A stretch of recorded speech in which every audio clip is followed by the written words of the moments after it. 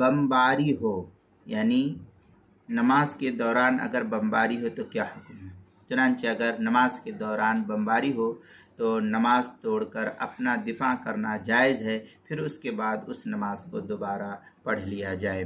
चुनांचे इस सिलसिले में फ़ुक़हा लिखते हैं, जो फतवा शामी की इबारत है, वह युबाहु क़त्उहा लिनहवी क़त्लिन हय्या व निदा दाब्बा व फ़ौरुन क़दरा व ज़िया, इस तरीके के अल्फाज से ये मसला साबित होता है।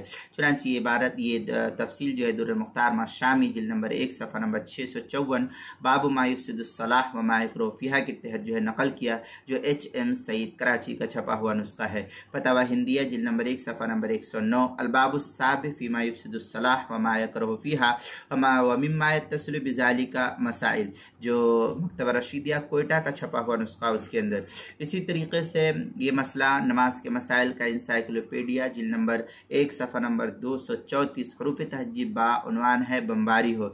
ये हुक्म सिर्फ बमबारी ही के सिलसिले में नहीं है, ये सिर्फ हर वो काम जो इंसान को तकलीफ़ पहुँचाने वाला हो, जैसे कोई मारधार करने के लिए आ गया, कत्ल करने के लिए आ गया, जैसे आजकल हो रहा है, मसाजिदों के अंदर लोग जो है बमबारी कर रहे हैं, गोली मार रहे हैं, तो नमाज को तोड़ करके दिफा करना ये जायज़ और दुरुस्त है। इस नमाज को बाद में अदा कर ली जाए।